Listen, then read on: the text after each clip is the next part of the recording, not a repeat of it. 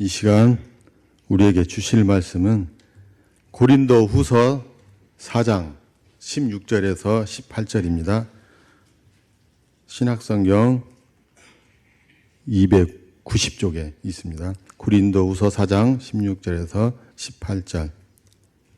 다 같이 함께 한 절씩 교독하겠습니다. 그러므로 우리가 낙심하지 아니하노니 우리의 겉사람은 낡아지나 우리의 속사람은 날로 새로워지도다.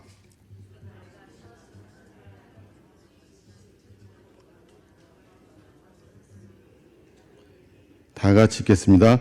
우리가 주목하는 것은 보이는 것이 아니요 보이지 않는 것이니 보이는 것은 잠깐이요 보이지 않는 것은 영원함이라. 이 시간에는 이전 교회 심우하시는 우리 이동창 목사님 나오셔서 날마다 새롭다.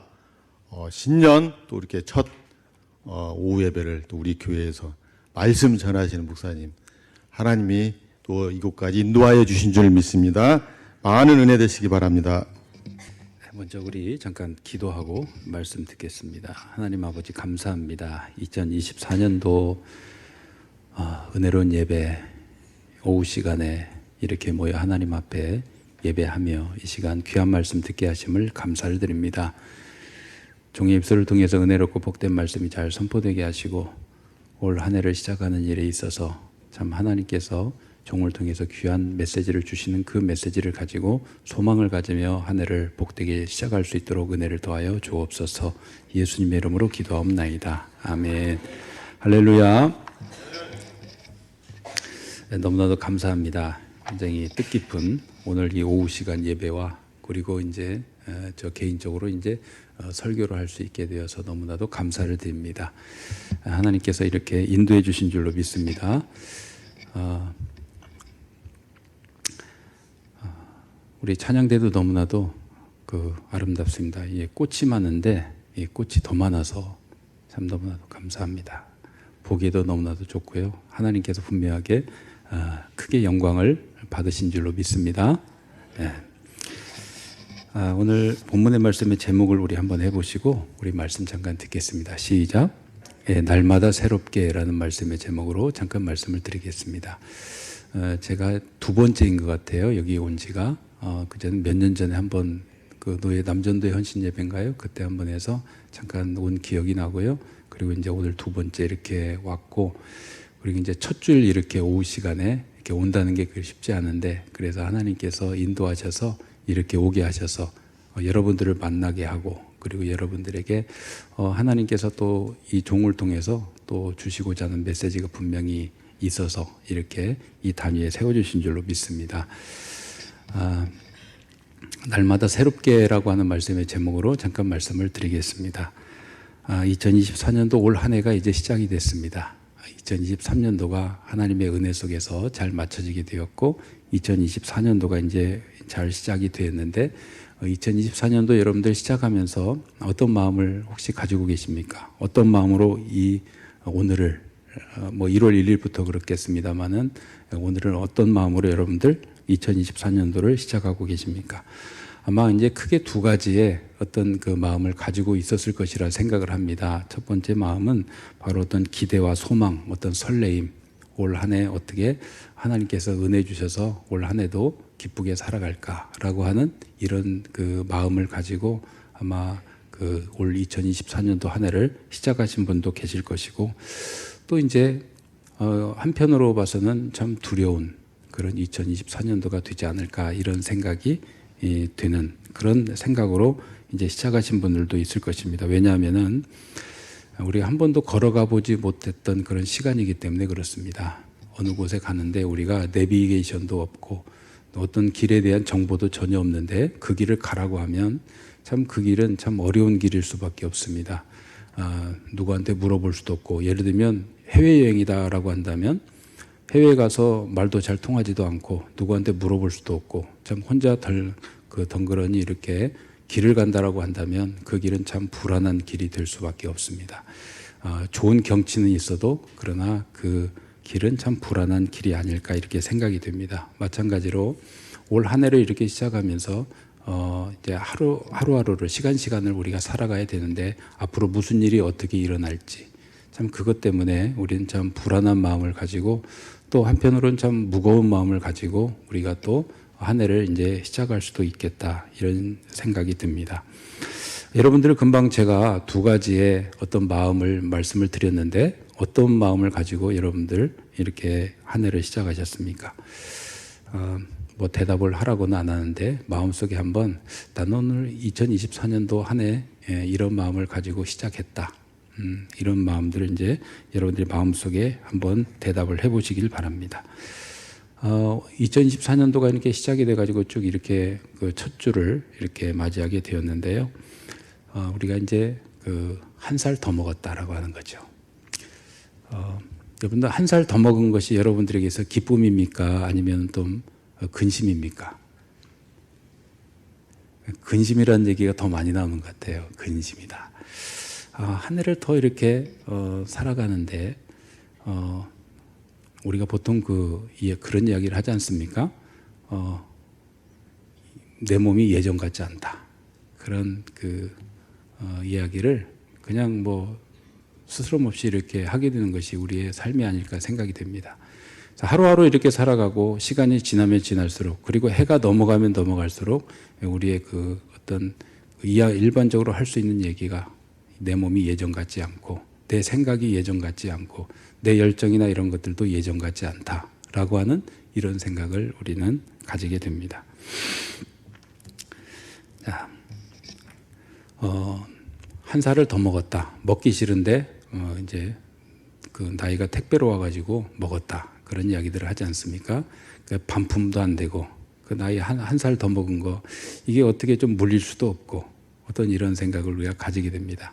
왜 그렇죠? 금방 말씀드린 것처럼 한 살을 먹었다는 것은 그만큼 시간이 지났다는 이야기고 그리고 한 살을 먹었다는 것은 내 마음이 예전 같지 않고 내 몸이 예전 같지 않다는 거죠. 우리가 좋은 화장품들을 이렇게 우리가 보면 안티에이징 그런 이야기를 하지 않습니까? 에이징이 이제 나이를 먹는 것인데요. 나이를 먹지 않게 그 화장품을 잘 발라서 이제 얼굴에 팽팽함을 유지하고 젊음을 유지하는 그런 것으로 이제 화장품을 바르게 됩니다.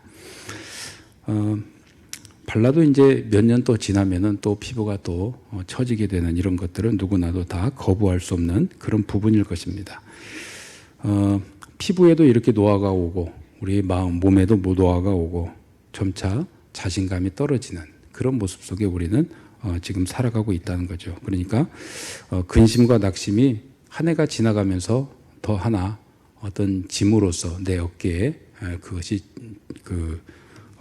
놓여지게 되는 그런 일 때문에 참 무겁다 이런 생각이 드시는 분들도 계시지만 또 한 부분에서는 2021년, 2024년도가 이제 시작이 되어서 이제 어떤 희망과 소망의 어떤 마음을 가지신 분들도 분명하게 있을 것입니다.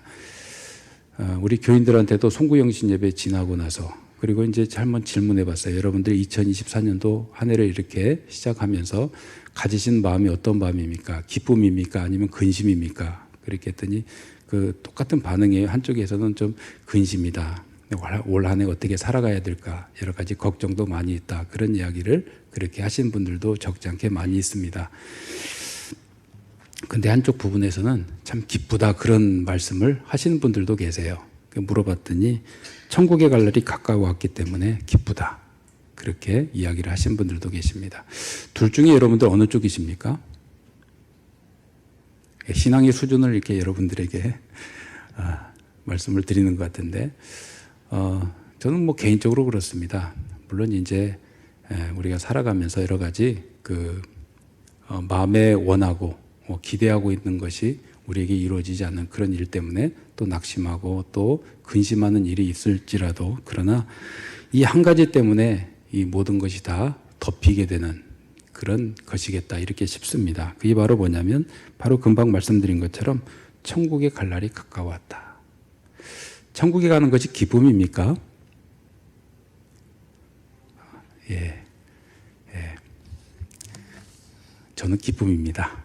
여러분들도 이제 아마 저하고 이제 좀 이렇게 자주 이렇게 만나지 못해서 그래서 이제 좀 분위기는 그렇습니다만은 그러나 여러분들도 분명하게 그 소망으로 갖고 있는 것이 천국인 줄로 믿습니다. 우리가 예수를 믿고 우리의 가장 큰 소망은 천국이죠. 근데 천국은 언제 갑니까? 하나님 부르셔야 가죠. 미리 갈 것도 없습니다. 근데 이제 하나님이 부르셔야 가는데 그 천국은 우리가 꼭 기대하고 소망하고 있는 천국입니다. 우리 신앙의 가장 그 기본이고 가장 중요한 부분이 우리가 이제 천국에 대한 소망을 갖는 것이 가장 중요하다. 이렇게 생각이 되어집니다. 그런데 우리가 이제 실제적으로 우리가 주님께서 천국에 오라고 하시는 그날까지 우리는 계속 살아가야 되는 그런 인생을 우리가 살고 있습니다. 우리가 그 하나님의 부르심을 따라서 그 시간에 하나님의 품에 안긴다는 것은 이것보다도 더욱더 큰 기쁨과 또 감격이 없는 줄로 믿습니다. 그래서 이제 그 감격 속에서 우리가 하나님의 품에 안게 되는데, 그러나 그 전에 우리는 참 여러 가지 생각을 가지게 됩니다. 아까 금방 우리 말씀드린 것처럼 바로 이제 우리의 육신은 작고 낡아지고 또 이제 생각도 굉장히 낡아지고 그렇게 해서 또 근심하는 일, 걱정하는 일이 더 많이 생기고 하는 그런 부분들 우리에게 있어서 참 그 마음이 어두워지게 되는 그런 부분들도 분명하게 있습니다. 근데 이제 오늘 그 천국에 대한 소망뿐만 아니라 오늘 그 어려움이 우리의 마음을 짓누르고 있는 그 무거움이 참 많이 덜어지게 되는 그런 오늘 본문의 말씀을 우리는 발견하게 됩니다. 그것은 바로 뭐냐면 그 17절에 보니까 우리가 잠시 받는 환난에 경한 것이 지극히 크고 영원한 영광에 중한 것을 우리에게 이루게 함이니라고 이렇게 기록하고 있죠. 근데 그 앞에 16절에 보니까 어떤 내용이 있냐면 겉사람에 대한 내용을 설명하고 있습니다. 겉사람과 속사람에 대한 그런 내용을 이제 말씀하고 계시는데요. 여기서 보면 지금 겉사람은 어떤 사람이냐? 이 겉사람은 16절에 있는 것처럼 우리의 겉사람은 낡아지나 그랬습니다. 우리의 겉사람은 우리가 겉사람이라고 하면 우리의 육신의 어떤 몸을 1차적으로 가리키는 것이며, 그리고 이제 그 두 번째 의미는 바로 이제 세상적인 것입니다. 그러니까 이제 겉사람은 자꾸 시간이 지나면 지날수록 새로워지고 새 것이 되는 게 아니라 그것은 점차 지나면 지날수록 시간이 가면 갈수록 그 낡아지고 또 후패해지게 되는 그런 일을 보게 되는 것이죠. 그러니까 우리의 육체뿐만 아니라 세상에 속한 모든 것들, 그와 같은 것들은 참으로 이제 겉사람에 속한 것이며, 그것은 시간이 지나면 지날수록 그것은 낡아지고 그것은 소멸된다라고 하는 특징을 가지고 있습니다. 그리고 그것은 또한 잠깐이라고 하는 거죠. 영원하지 않다는 것입니다. 근데 거기에 비해서 하나님께서 우리에게 복으로 주신 것, 우리의 모든 것을 이루시고자 하는 그 모든 것들은 바로 뭐냐면 영원한 것이며, 17절에 있는 것처럼 지극히 크고 영원한 영광에 중한 것을 우리에게 이루게 함이라 라고 하는 것처럼 이 그 세상적인 것, 겉사람과 다른 이 속사람의 그 특징이라고 한다면 그것은 바로 이제 날로 새로워지고 그리고 시간이 가면 갈수록 더욱더 새로워지는 그런 것이 바로 이제 이 속사람이다. 쉽게 말씀드리면 우리의 영혼이다라고 하는 것을 말씀드릴 수가 있는 것입니다. 그래서 우리에게는 소망이 있습니다. 그렇죠. 우리가 예수를 믿는 이 믿음을 가지고 우리는 천국에 들어가게 되는데, 그래서 이제 우리가 천국에 들어가기 전에도 지금 우리가 하나님의 부르심을 받기 전, 지금 그 부르심을 받을 때까지라도 우리에게 있어서 시간이 지나면 지날수록 우리의 마음을 어둡게 만들고 짓누르고 있는 근심과 걱정 속에 쌓이게 만드는 세상적인 모든 것들 속에서 우리는 소망을 가지고 또 희망을 가지고 살아갈 수 있는 근원이 뭐냐면 바로 이런 부분입니다.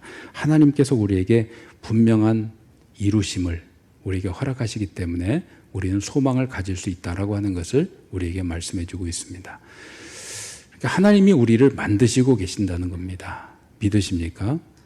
하나님이 우리를 만드시고 그래서 우리가 날로 새로워지는 것입니다. 우리가 뭘 노력해서 되는 게 아니고 이건 하나님이 우리를 만드시는 일 때문에 우리는 새롭게 되는 것입니다. 이것이 바로 영적인 어떤 중요하고 복된 부분이다라고 하는 것을 우리에게 말씀해 주고 있습니다.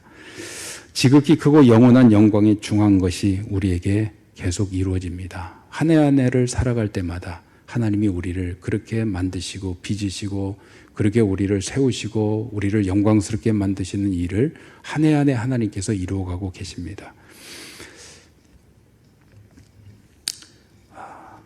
세상적인 것, 우리 육신적인 것, 세상적인 것을 우리가 이렇게 살펴보면 아까 우리가 보면 겉사람이라고 표현하고 있는데 겉사람은 낡아지나 이런 표현을 하고 있지 않습니까? 이 겉사람 낡아진다라고 하는 것은 바로 이제 이 그 세상적인 이 그 겉사람은 바로 이제 보이는 것이며 또 이제 이것은 잠깐이며 영원하지 않고 분명히 소멸될 것이 반드시 그 나타날 수밖에 없는 것이 바로 이 세상적인 것 겉사람이다 이렇게 설명하고 있는 것입니다. 이것과 비교할 수 없는 그런 하나님이 우리에게 이루시고자 하는 영원한 것, 그 영원한 것은 참 이게 너무나도 복되고 아름다운 것입니다. 이건 우리가 표현할 수 없는 부분들입니다. 어느 정도 이게 하나님께서 우리에게 주시고자 하는 것이 영원하고 복된 것이냐면 사도 바울이 지금 이렇게 표현하고 있습니다. 오늘 본문에 있는 것처럼 우리가 잠시 받는 환난에 경한 것이 지극히 크고 영원한 영광에 중한 것을 우리에게 이루려 함이니 그랬습니다. 잠시 받는 환난에 경한 것과 그리고 지극히 크고 영원한 영광에 중한 것 이것을 지금 비교하고 있는데요. 이 하나님께서 이루시고 우리를 통해서 이루시고자 하는 것 그것이 무엇입니까? 바로 여기 보니까 영원한 영광에 중한 것이라고 하는 거죠. 이것과 비교하는 것. 그 앞에 뭘 비교하고 있죠? 잠시 잠깐 환난에 경한 것이라고 이렇게 말씀합니다. 근데 여러분들 그 사도 바울의 환난은 참 사도 바울의 표현상으로 보면 지금 환난에 경한 것이라 이렇게 표현하고 있습니다. 경한 것은 뭡니까? 별것 아니라는 거예요. 환난의 별것 아님. 근데 여러분들 조금 이제 고린도후서 11장을 쭉 보면은 사도 바울이 당한 환난을 고백을 지금 하고 있는 것을 보게 됩니다. 23절 이하에 보니까 그들이 그리스도의 일꾼이냐 정신없는 말을 하거니와 나도 더욱 그러하도다. 내가 수고를 넘치도록 하고 옥에 갇히기도 더 많이 하고 매도 수없이 맞고 여러 번 죽을 뻔하였으니 유대인들에게 40에서 하나 감한매를 5번 맞았으며 3번 태장으로 맞고 1번 돌로 맞고 3번 파선하고 일주일을 깊은 바다에서 지냈으며 여러 번 여행하면서 강의 위험과 강도의 위험과 동족의 위험과 이방인의 위험과 신의 위험과 광야의 위험과 바다의 위험과 거디 정제 중의 위험을 당하고 또 수고하고 애쓰고 여러 번 자지 못하고 줄이며 목마르고 여러 번 굶고 춥고 헐벗었노라. 제가 이렇게 그 고린도후서 11장 23절 이하를 잠깐 이 부분만 이렇게 읽어드렸는데 이 부분을 여러분들이 금방 들으셨을 때 어떤 기분이 듭니까? 사도 바울의 어떤 고난이나 환난이 참 별것 아니다 이렇게 생각이 됩니까? 아유 대단하잖아요. 이게 보통 이야기가 아닙니다. 어디 가든지 뭐 강에 가든지 바다에 가든지 산에 가든지 어느 곳에 가든지 그 목숨이 왔다 갔다 할 정도의 그런 위급한 상황을 많이 당하게 되고 동족들이 나를 방해하고 복음을 전하는 일에 있어서 그냥 열심을 가지고 그 발걸음을 막고 있는 그런 것들 수고하고 애쓰고 자지도 못하고 줄이고 목마르고 여러 번 굶고 춥고 헐벗었고 잡혀서 맞아 죽을 만큼 이렇게 큰 고난과 어려움을 당하는 우리가 사도 바울의 이 고난을 이렇게 잠깐 우리가 들여다보지만 이 고난에 비하면 우리의 고난은 어찌 보면 참 별것 아닐 수 있습니다. 그런데 이 극히 어려운 심한 이런 고난을 사도 바울은 무엇으로 표현하고 있냐면 경한 고난이다 그렇게 표현하고 있습니다. 별것 아닌 고난이라 그랬어요. 우리가 보기에는 별것 아닌 고난이 아니잖아요. 이게 굉장히 심각한 고난입니다. 근데 이 고난을 별것 아닌 거라고 해요. 왜? 무엇을 비교해서요? 하나님께서 우리에게 이루실 영광의 그 귀한 것, 그것에 비하면 이건 아무것도 아니라는 거예요. 그 영광이 그 복된 것 앞에 내가 당하고 있는 여러 가지 고난은 이것은 아무것도 아니라는 거예요. 이것은 잠깐 있는 것이며 이것은 참 하나님께서 우리에게 이루시는 그런 복된 것에 비하면 이건 아무것도 아니라는 거예요. 그 영원하고 복된 것을 시간마다 한 해 한 해 하나님께서 우리를 만들어 가시는 그 일 속에 우리는 지금 거하고 있다는 것을 언제나 우리는 깨달아야 할 것입니다. 그래서 이 복된 것을 우리에게 이루어가고 계십니다. 그것 때문에 우리가 소망이 되는 것이죠.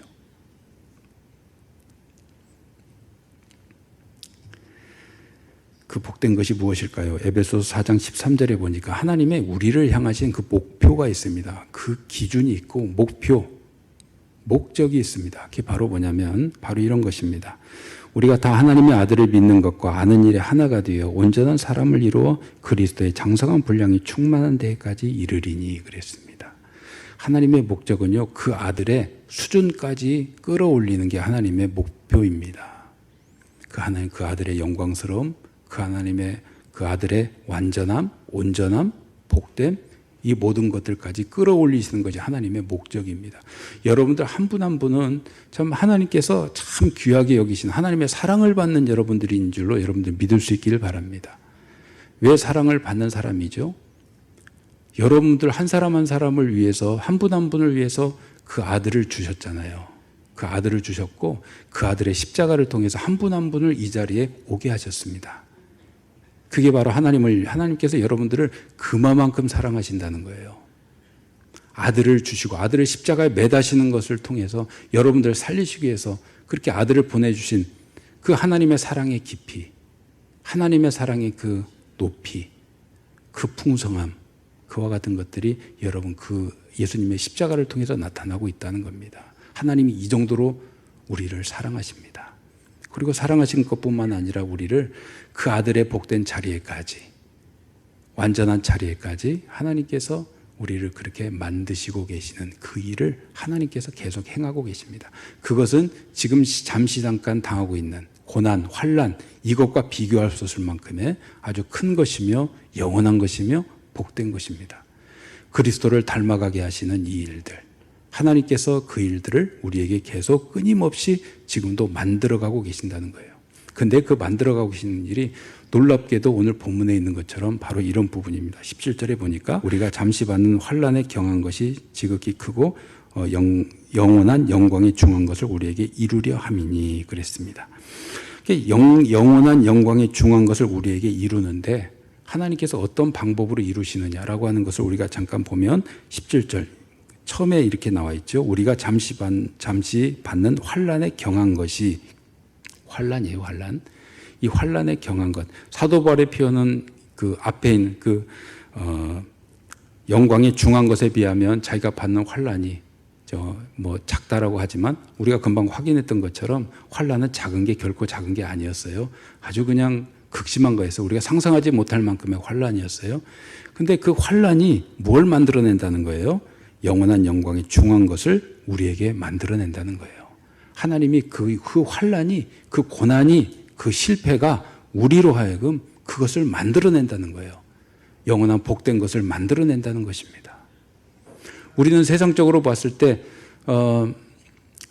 우리는 실패한 사람이라, 그리고 우리는 세상에 살아가서 여러 가지 그 어려움이 있고, 서도에 말씀드린 것처럼 우리의 육신도 약하고 하는 일도 좀 실패도 하고 실수도 하고 하는 그런 인생들로 우리는 어느 누구도 그렇게 살아가고 있습니다. 그렇게 살아가고 있는 그 인생에게 그 일들을 통해서 하나님께서 참으로 이 영광스럽고 복되고 중한 것, 극심한 환난과 비교했을 때 환난이 별거 아닐 정도의 그 복된 것, 그것을 하나님께서 우리에게 이루어가고 계신데 그 이루시는 방법이 뭐냐면 환난을 통해서 그렇게 하셨다는 거예요. 환난을 통해서 그렇게 만드셨다는 겁니다. 그러니까 세상 사람들은 환난은 어떤 그 관점과 생각을 가지고 있었을까요? 세상 사람들은 환난은 실패예요. 그냥 낙심이에요. 그냥 절망이에요. 세상 사람들은 다 그렇게 생각을 합니다. 그러나 우리 믿음의 사람들은 그렇지 않아요. 그 환난과 그 시험, 극심한 것, 어려움, 실패, 실수, 이 모든 것들이 무엇로 끌고 간다는 겁니까? 하나님의 영광스러운 것으로 만들어 가시는 것으로 우리를 끌고 가신다는 거예요. 환난이 더 이상 우리에게 절망이 될 수 없습니다. 환난을 통해서 하나님을 만나잖아요. 자, 여러분들 가장 신앙에서 중요한 게 뭡니까? 가장 보배와 가치 있는 것이 무엇입니까? 하나님이잖아요. 하나님이 우리의 힘이 된다면 우리는 두려움이 없습니다. 하나님이 여러분들의 하나님이 되신다면 여러분들 두려움이 없습니다. 여러분들 다윗의 경우를 보잖아요. 다윗은 어떤 사람입니까?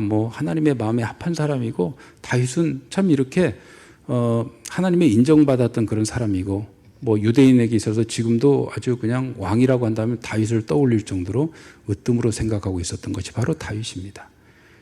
근데 다윗에게 있어서 가장 큰 힘이 무엇이었을까요? 하나님이었어요. 다른 게 없었어요. 다윗에게 있어서는. 시편 23편 우리가 잘 알고 있는 것처럼 내가 사망의 음침한 골짜기를 다닐지라도 해를 두려워하지 않을 것은 주께서 나와 함께 하심이라. 다윗은 그 인생이 여러분들 이렇게 봤을 때 나중에 보니까 다윗은 뭐 모든 것을 다 이렇게 통일하고 또 이제 그 왕으로서 누릴 것은 뭐 최고로 다 누렸고 했던 이런 사람으로 우리는 그 다윗을 우리와 다른 사람이다 이렇게 생각을 하는데 실제적으로 다윗을 여러분들 보면은 사무엘서 이렇게 쭉 보면은 다윗은 참 고통 속에 살고 있었던 사람이었습니다.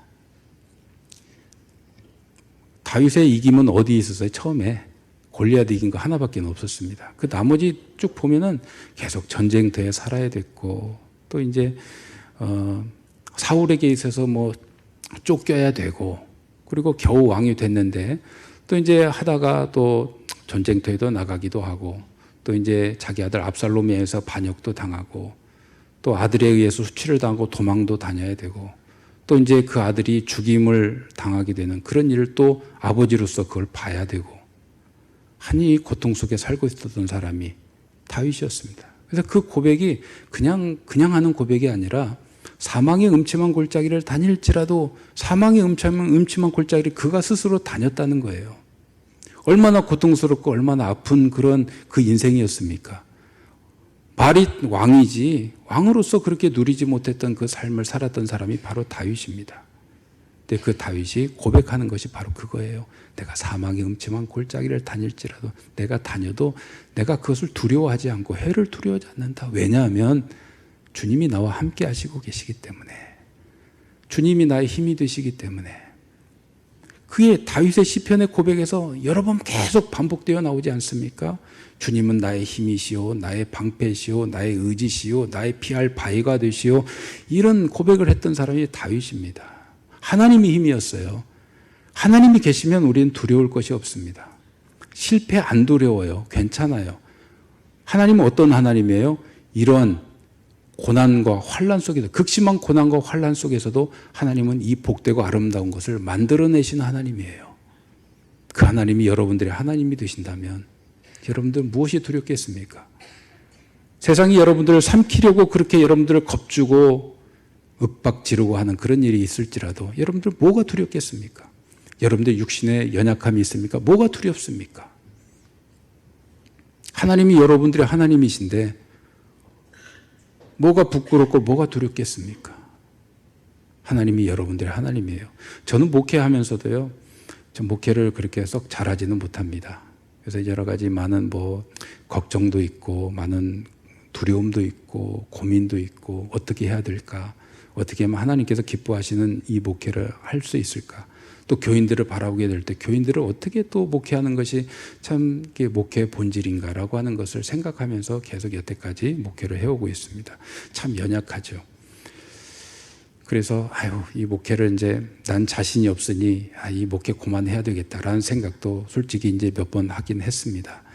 능력이 부족하고 뭐 이렇게 하기 때문에 참 그런 생각을 여러 번 했습니다만은 말씀을 볼 때마다 다윗을 봤습니다. 다윗에게 참 은혜 받은 게 그거예요. 다윗의 실패를 보고 은혜를 받았습니다. 다윗도 이런 사람이었는데 이런 사람이 그에게 있어서 빼앗길 수 없는 한 가지가 있었는데 그게 바로 하나님이었다는 거예요. 하나님이 힘이었다는 거예요. 그의 무기가 힘이 아니고 백성이 힘이 아니고 어느 누구도 무엇도 힘이 아니었다는 거예요. 그에게 온전한 힘이 되었던 것은 하나님이었습니다. 어려움이 있을 때 하나님을 찾았고 하나님을 부르짖었고 하나님께서 응답해 주신 일을 그 경험을 하면서 그는 살아가고 있었다는 거예요. 하나님이 힘이었어요. 여러분들 여러분 목회를 제 얘기를 이렇게 해서 죄송합니다만 목회를 하면서 이렇게 또 실수도 하고 어려움이 있지 않겠습니까? 뭐 고비도 있고 여러 가지 많은 어려움이 있지 않겠습니까? 그때마다 이제 여러 가지 생각을 하게 되지만 그러나 하나님의 은혜 속에서 목회하게 된다는 것이 이런 생각이었습니다. 하나님께서 참 이렇게 무릎을 꿇게 하시는구나. 이 목회는 네 힘으로 하는 게 아니고 하나님이 하시는 것이구나. 하나님이 그렇게 하게 하시는 거구나. 이게 무조건 하나님 앞에 무릎 꿇고 하나님 앞에 그냥 때를 쓰고 응석을 부리며 그렇게 하는 것밖에 없겠구나, 이런 생각이 듭니다. 하면 할수록 더 그래요.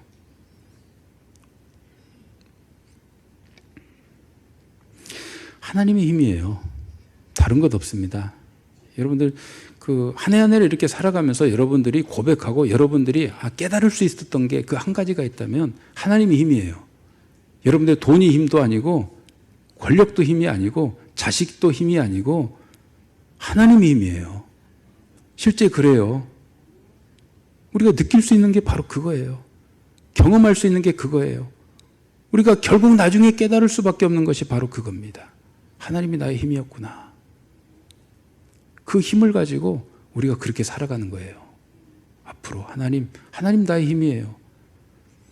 여러분들 어려움 당할 때 우리 신앙인들은 제일 먼저 뭐 합니까?